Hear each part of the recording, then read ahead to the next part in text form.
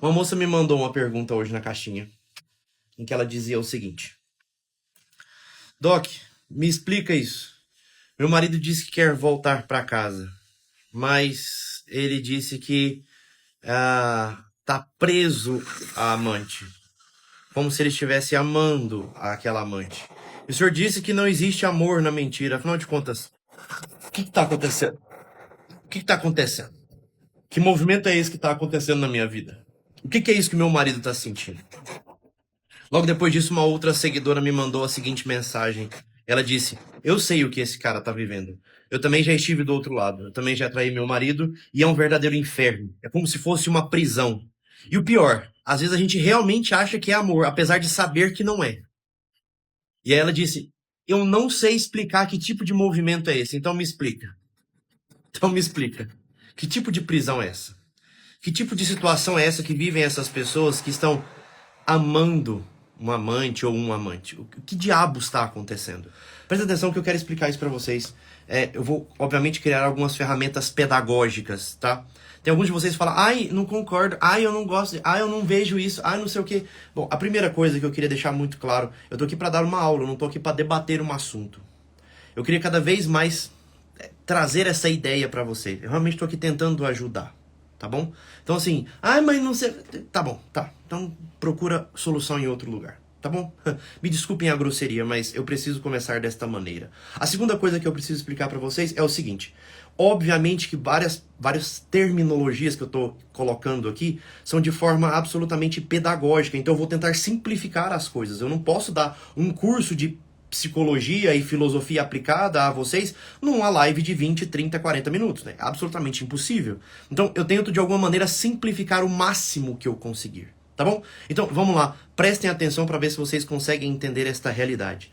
O ser humano, ele tem uma espécie de percepção interior sobre esta questão da realidade do amor. Vou tentar explicar isso de forma muito detalhada para vocês.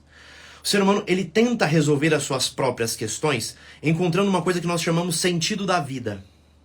Isso todo e qualquer ser humano vai ser assim. Nenhum ser humano é capaz de, assim, deliberadamente querer não ser feliz. Assim, não, eu não quero ser feliz. Eu concretamente não quero ser feliz. Bom, uma pessoa que declara isso, não quero ser feliz, no fundo, ela só está querendo atenção para poder ser feliz. Entendeu o que eu tô falando? Então o ser humano, ele é incapaz de declarar, assim, de forma sincera e honesta a vontade de não ser feliz, ou seja, de não buscar a felicidade. E quando a gente está falando sobre essa vontade de buscar a felicidade, a gente está falando sobre essa vontade de alguma maneira satisfazer este vazio que nós temos de nós, dentro de cada um de nós, que é sobre a insegurança a despeito do sentido da vida. Afinal de contas, como que eu vou encontrar essa coisa? O que é de fato esta coisa que cabe aqui dentro de mim e que satisfaz essa ausência constante que eu tenho? Ou seja, essa constante ausência de algo para me completar. Sabe? Todo e qualquer ser humano é assim. Todo e qualquer ser humano, em algum momento da vida, quando há alguma consciência de sua própria realidade, ele vai parar, olhar ao redor e vai falar: falta algo. Você entende o que eu tô falando? Falta algo dentro de mim. E quando ele começa a se dar conta de que falta algo dentro de mim, ele vai começar a buscar soluções. Acontece que, na maioria das vezes, nós vamos encontrar soluções em dois aspectos. Em dois aspectos. Para aquelas pessoas que foram educadas segundo uma percepção teológica do mundo, ele entende que este mundo ele não é só imanente, mas ele é imanente e transcendente. E algumas pessoas vão ser o que nós chamamos absolutamente de materialistas. E eu preciso que vocês entendam isso. Talvez o maior dano que o ser humano tenha hoje é exatamente essa percepção materialista do mundo. Se eu não tenho vida de oração, se eu não tenho vida interior, se eu não tenho uma crença fundamentada, se eu não tenho uma percepção de transcendência, se eu não tenho uma noção de eternidade, eu sou o que nós chamamos de materialista. Entenderam o que eu tô falando ou não? Conseguem perceber o que eu tô falando? Ou seja, materialista nesse sentido de que eu só entendo que a existência, ela completa-se neste mundo imanente, ou seja, nesta terra, nesta carne. Ela não há mais nada para além disso. Entenderam até aqui? Tudo bem? Porque, bom, enfim, eu tô tentando ser o mais simples e pedagógico possível, porque eu gastaria algumas horas para explicar isso. Mas, então, vocês entenderam. Algumas pessoas têm esse aspecto materialista, que é somente este mundo é que existe, e algumas pessoas vão ter essa ideia de que existe este mundo, contudo, há um mundo para além deste, que nós vamos chamar, Aristóteles chamava, por exemplo, de percepção metafísica, ou seja, um mundo por trás do mundo, e outras pessoas vão chamar, assim, de transcendência ou eternidade, que aí seria o lar da morada de Deus, seria para onde a nossa alma, a nossa mente caminha ao fim da nossa existência corporal. Tudo bem? Entenderam até aqui? Sim ou não? Vamos lá. O que é a questão aqui? O que é a grande questão aqui? Quando eu tenho uma percepção transcendente do mundo, abre-se, dentro do meu escopo de possibilidades, a solução para a felicidade. A felicidade ela não estará mesmo neste mundo. A felicidade estará em outro lugar, que não na imanência deste mundo, que não no materialismo deste mundo, certo? A felicidade estará em outro lugar. Contudo, eu posso tocá-la, mas não aproveitá-la de forma abundante. Tudo bem? Essa é uma pessoa que tem uma noção transcendente do mundo. Ele enxerga que a felicidade de fato só estará na eternidade. Faz sentido. Faz sentido ele pensar assim. A felicidade só estará quando todas as amarras deste mundo forem desfeitas e for possível caminhar de forma livre, sem todas as amarras do nosso caráter, sem todas as amarras da nossa carne. Tudo bem? Seria esta a noção de felicidade eterna. E existe um segundo grupo, como eu disse, que é os chamados materialistas. O grupo materialista, ele entende que não há possibilidade de uma felicidade eterna porque não existe eternidade. Se não há possibilidade de uma felicidade eterna, a felicidade ela precisa encarcerar-se ainda neste mundo. Tudo bem ou não? Tranquilos? Bom, agora prestem atenção para vocês entenderem o pulo do gato. A questão é o seguinte, se a felicidade está na eternidade, ela está para um lugar fora de mim. Entende? Então o ser humano ele mira um lugar fora dele mesmo e busca este lugar. É por isso que o vetor agora do amor é um vetor para fora, um vetor obsessivamente para fora. É amar a Deus sobre todas as coisas e amar ao próximo. Entenderam até aqui? É um vetor para fora. Amai-vos uns aos outros como eu vos amei, como eu vos tenho amado. Ou seja, prestem bastante atenção. O grande detalhe está, se está para a eternidade, o vetor deste amor, ou seja, o que é exatamente o movimento do amor? É a busca dessa felicidade. É o meio para qual eu vou alcançar essa felicidade. Ele aponta para fora. Contudo, se eu sou materialista, prestem atenção, se eu sou materialista, não existe uma eternidade, ou pelo menos eu digo crer em Deus, eu digo que acredito em felicidade, mas não acredito em coisa nenhuma. Eu não cultivo vida interior, eu não faço oração, eu não faço nenhuma prática transcendente. O que acontece? Esse vetor não aponta para fora, esse vetor aponta para onde? Para dentro. Estão entendendo o que eu tô falando ou não? Esse vetor encerra-se numa coisa que eu vou chamar de amor, só que não é amor. Ele vai encerrar-se em uma coisa que eu chamo isso de satisfação do meu amor. Só que isso não é amor. É uma outra coisa chamada filáusia. O que é filáusia? É o amor de si mesmo. Aonde que existe o amor de si mesmo? O amor de si mesmo ele existe num movimento onde não há transcendência, onde não há eternidade, onde não há um mundo metafísico para além deste. Entende? As coisas não irão durar para sempre. Pelo contrário, as coisas irão se encerrar no momento da nossa morte. É exatamente este amor que aponta para dentro. Entenderam até aqui? Entenderam até aqui, sim ou não? Então, existe uma visão transcendente de mundo, é uma visão em que o amor aponta para fora, aponta para o outro e para Deus, e existe uma visão imanente de mundo, uma visão materialista de mundo, em que o amor aponta para mim mesmo. Ponto. Entenderam até aqui? Bom, agora vamos trazer isso para a parte prática agora da relação homem-mulher. Prestem atenção. O que é o movimento do amor? O que seria o movimento do amor? O movimento do amor seria um movimento em que eu almejo a felicidade do outro. Presta atenção. O que seria então amar? Se o movimento do amor, que é almeja a felicidade, é um movimento para fora, eu não posso alcançá-la, essa felicidade, por mim mesmo. Entende? Eu não posso alcançá-la por mim mesmo. Então, o que acontece? O que eu posso fazer é amar ao outro para que ele alcance a felicidade. Isto é o que nós chamamos de casamento. O que seria um casamento, ou deveria ser um casamento? Eu amo a minha esposa e almejo a felicidade e a salvação dela. Eu amo o meu marido e desejo a felicidade e a salvação dele. Estão entendendo o que eu estou falando ou não? Este é um amor para fora, este é um amor verdadeiro. Este é um amor que se completa no outro. Tranquilos até aqui? O que é o movimento do amante? É um movimento que completa-se no outro? Não. O movimento do amante é um movimento do amor a si próprio, que usa o outro para completar-se em si mesmo. Estão entendendo o que eu estou falando? Parece que é um movimento de amor, mas não é um vetor que aponta para fora, é um vetor que aponta para dentro. O movimento de alguém que busca um amante, o movimento de alguém que busca uma relação sem compromisso, o movimento de um ficante que ele vai só ter relação com a mulher sem nenhuma responsabilidade, o movimento de uma pessoa que não se importa com os outros, é um movimento não é de amor. Ele pode até dizer ser de amor, mas ele não é de amor. Por exemplo, vou dar esse exemplo que é sempre um exemplo homérico, mas eu gostaria que vocês conseguissem mentalizar isso. Qual que é a diferença entre um homem que tem relação sexual com a namorada dele e um homem que tem relação sexual com a esposa dele? Por que um rapaz que tem uma relação com a namorada, isso não pode ser chamado de amor, ainda que ele declare amor por ela? Por que isso não pode ser amor? Bom, é muito simples. Vocês concordam comigo que numa relação de namoro, o sexo não é algo garantido? Não é algo pressuposto? Sim ou não?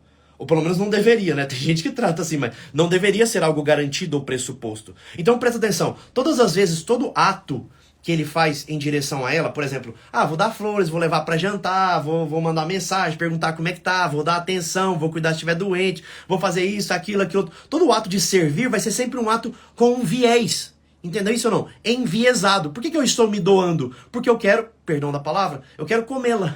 Eu quero ter relação sexual com ela. É isso, eu quero ter sexo com ela. Então, é exatamente por isso que eu faço o que eu faço. Bom, eu acho engraçado, as esposas às vezes me procuram e falam assim, Jorge, ele disse que a amava. Ele disse pra amante que amava ela, ele disse pra amante que ia se divorciar, que ia ficar com ela. Ele disse pra amante que ela é a mulher mais incrível do mundo. Ele disse, mas é óbvio, minha cara, presta atenção. Se ele tá querendo ter relação sexual com ela, ele vai dizer tudo que aquela mulher quiser escutar. Pensa um pouco, pensa, raciocina. Põe um pezinho na realidade. Eu sei que esses assuntos, como eles geram uma afetação em nós, entenda, e é quase impossível não gerar. Nesse momento eu não estou chamando vocês de afetados, é realmente impossível não se afetar porque você está diante de uma traição. E eu entendo que isso dói no peito mesmo, tá? Isso dói no peito, isso incomoda gravemente no peito, tá? Agora, tenta de alguma maneira não olhar, tenta olhar um pouco de fora. Por que esse cara vai chegar pra amante e falar que é pra amante que ama ela, que quer se doar todo por ela, que só pensa nela o tempo todo? Obviamente porque ele quer ter sexo. Entende? É um vetor que parece apontar para fora, mas não aponta, aponta para si próprio. Consegue entender isso ou não? Aponta para si próprio. Quando o cara fala assim, eu acho que eu tô amando a amante, eu acho que eu tô apaixonado por ela, eu tô preso. Ele tá amando a amante? Mas é óbvio que não. É óbvio que ele tá apaixonado pela amante? É óbvio que não. Ele está amando a si próprio. Entende isso ou não? Ele está amando a si mesmo. Ele está preso dentro do próprio ego. Isso é uma prisão. Você está entendendo? É uma absoluta prisão que ele deu o nome de amor. Mas no fundo, ele não tem nada. Ele está usando aquela mulher para amar-se a si mesmo. Para amar-se a si mesmo. Tem gente que faz isso com amizade. É tão simples de vocês perceberem isso. Quando é com amizade, vocês notam isso de forma muito fácil. Você fala, fulano só me procura quando quer alguma coisa de mim. Mas é óbvio. E diz que me ama, e diz que se importa comigo. Mas ele de fato, a realidade é, ele só se importa mesmo, ele só se doa por mim, ele só me procura quando ele quer algo em troca. Isso é amor? Ainda que ele diga 1000 vezes que isso é amor, isso não pode ser amor, caríssimos. Não pode. Cara, vocês fazem isso com Deus. Vocês fazem isso com Deus. Vocês buscam a Deus quando vocês estão desesperados, quando está angustiado, quando acabou todas as alternativas, quando você fala, eu não aguento mais, a minha vida tá uma desgraça, eu não sei que rumo tomar. Aí tu busca a Deus desesperado. Você está amando a Deus? Mas óbvio que não. Você está amando a si próprio. Depois ainda fica se questionando por que a sua oração não é ouvida. Mas pensa de novo. Raciocina. Seja sincero consigo mesmo. No fundo, este vetor não está apontando para fora. Este vetor do amor não é amor. É um vetor de absoluto interesse. Em que você cismou em chamar isso de amor. Cismou em chamar isso de amor. Você insistiu em dizer que isso, você está apaixonado, você está amando, você... Não, você não está. Você não está.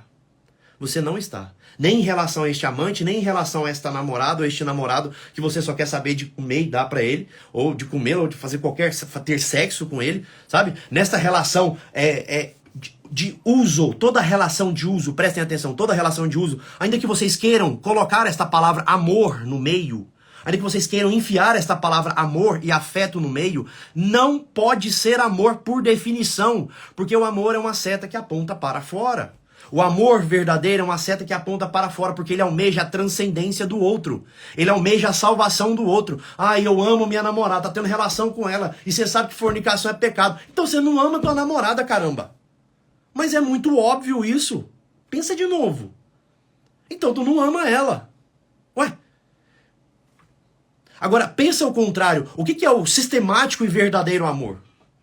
É aquele cara que, depois de casado, esse sim, continua levando a esposa para almoçar e jantar, continua mandando mensagem de amor, continua cuidando dela, continua dando atenção para ela, continua sendo um bom marido atencioso, um pai atencioso, um homem disposto. Ainda que agora o sexo esteja garantido, ainda que agora o carinho esteja garantido, ainda que agora a boa convivência já esteja garantido, mesmo assim ele continua fazendo o papel dele. Por quê? Porque agora não há viés. Agora não há um viés de interesse. Agora há uma sinceridade. Vocês fazem isso com Deus? É assim que vocês fazem? Quando a tua vida tá redondinha, tá tudo dando certo, seu casamento tá maravilhoso, seus filhos estão maravilhosos, sabe, tem dinheiro na conta, tá tudo girando maravilhosamente bem. Você continua falando com Deus todos os dias? Agradecendo a Deus todos os dias? Se mostrando disposto a fazer a vontade dele todos os dias? Bom, isso é sincero amor a Deus.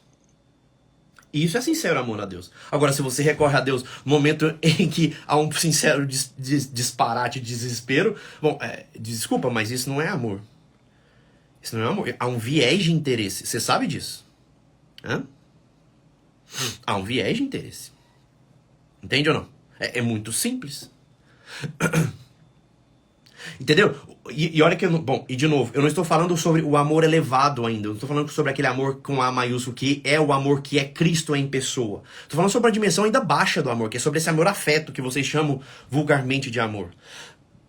Bom, alguém perguntou, e o homem então que não faz essas coisas, que não se doa pela esposa, que trata o casamento de qualquer jeito, então não ama? Bom, do ponto de vista de afeto, esse amor baixo, de fato, talvez ele não esteja amando mesmo. Talvez ele não tenha repertório, isso também é uma possibilidade. Mas na maioria das vezes, ele tá cagando pra você. E você pra ele, né? Seja sincera, e você pra ele. Sabe por quê? Isso aqui é uma outra realidade. O amor afeto sincero, quando ele é dado de forma honesta, ele recebe em troca. Recebe em troca. Esse é o amor que vocês ficam falando sobre receber em troca. O amor transcendente, não. Este não recebe em troca. Ele não sequer almeja receber em troca. Mas o amor afeto, sim. Sim. Esse recebe em troca. Estão entendendo o que eu estou falando? Agora, de novo, prestem bastante atenção. Algumas das pessoas que estão me ouvindo aqui realmente estão passando por essa situação. Um homem que está com um amante, uma mulher que está com um amante, fala, Jorge, eu acho que eu amo esse amante. Jorge, eu acho que eu amo aquela mulher, eu acho que eu amo aquele homem, eu acho que eu quero ficar com ele, que não sei o quê. Presta atenção, olha de novo. Olha de novo. O que você está trazendo para este homem, para essa mulher que você está dizendo que você ama? Tá trazendo a tragédia para a vida daquela pessoa de ter destruído uma família, né? Tá compartilhando com aquela pessoa que vocês dois foram responsáveis pela destruição dessa família, não é isso? Aquele que trai e com quem trai, as duas pessoas são responsáveis pela destruição de uma família. Aliás, não neguem isso nunca. Não, mas o casamento já sempre tem essa desculpinha. Isso é uma desculpa. Tá? Isso é uma desculpa. Não me venham com essa historiazinha, não. É que o casamento já tava ruim. Eu separei antes. Aí agora que eu resolvi me envolver com outra pessoa. Um mês depois, né? Sei, tá bom. Beleza. Aí você conta depois do Papai Noel, do Coelhinho da Páscoa. Aí a gente vê se a gente se entende. Para, tá? Para. Não vem com essa historinha mole, não. Sempre tem essa faláciazinha. Não vem, não. Não vem, não. Sabe? Suas mentirinhas você vai contar pra outra pessoa. Tá? Pra outra pessoa. Para de se enganar. Essa que é a verdade. Para de se enganar. Para com essa porra. Tá? Agora, presta atenção. Mas é porque eu acho que eu tô apaixonado. Porque eu acho que eu não sei... Na boa, não tá. Presta atenção. Você está amando a si mesmo. É só isso. Você escutou, né, essa psicologia moderna, falha, tosca. Né? Você tem que se amar primeiro. Ótimo. Se amando primeiro, você foi lá e resolveu usar alguém. Olha que maravilha. Que gênio. Ame-se primeiro, você tem que se amar primeiro. Fala, mas para me amar eu vou ter que usar alguém. Usa então. E estão aplaudindo esse tipo de comportamento. Vai, continua fazendo. Daqui a pouco a tua vida vira uma completa desgraça e você não sabe por quê. Vira uma completa neurose e você não sabe por quê. Bom, se quiser eu te detalho porque eu acabei de explicar. É exatamente por isso. Porque você não está amando, porque você é uma pessoa filauciosa. Você entende esse termo, não? Uma pessoa que está obcecada por si próprio. Obcecada por si próprio. Entende? É por isso que é diante destes movimentos de que eu amo o amante, eu amo a amante, que não sei o que, você cria promessas infundadas. Você inventa um personagem para amar esta pessoa. É por isso que você não quer se livrar dessa relação. Porque este personagem satisfaz o teu ego, a tua imanência, o teu materialismo. Se por um segundo, um único segundo, você sinceramente olhasse para a eternidade, você perceberia que não existe qualquer tipo de amor nesta relação. Porque não é possível existir. Não é possível existir. Você está mentindo para si mesmo. Sinceramente, mentindo para si mesmo. E você sabe disso. Basta um segundo de boa vontade, de olhar para dentro, e você vai perceber isso. Entenderam? Vocês que não estão nessa situação de ser amante ou de ter amante, mas estão nessa situação de usar os outros. Usar tua mãe, usar teu pai, usar os teus amigos, usar a Deus. Cuidado. Cuidado. Por que as amantes se submetem a isso? Pelo mesmo motivo, porque elas também estão usando esses homens. É tão engraçado as pessoas pensam assim, como que uma mulher se submete a isso? Minha cara, pra ela é muitíssimo fácil. Afinal de contas, ela tá amando a ela mesma. E tá usando o homem pra amar a ela. O homem se torna basicamente uma fonte de prazer, dinheiro e só. E passagem de tempo. Não te parece muito simples isso? Não te parece muito óbvio? É a mesma coisa. Agora, tudo bem, tem muita gente falando assim, caramba, né, é isso mesmo. Agora perceba se na sua vida você não tá fazendo isso também. Perceba em você se você não tá fazendo isso. Porque na maioria das vezes a gente tá. A gente jura que a gente tá fazendo pelos outros, mas não tá não. A gente tá fazendo esperando em troca. Até pra dar um parabéns, até pra gente elogiar, até pra gente ir na casa de alguém, até pra gente fazer qualquer coisa, a gente fica esperando em troca. Se você espera em troca, isso não é ato de amor. Isso não é ato de servir. Isso se chama egoísmo. E você está alimentando isso todos os dias dentro de você mesmo. Pensa nisso.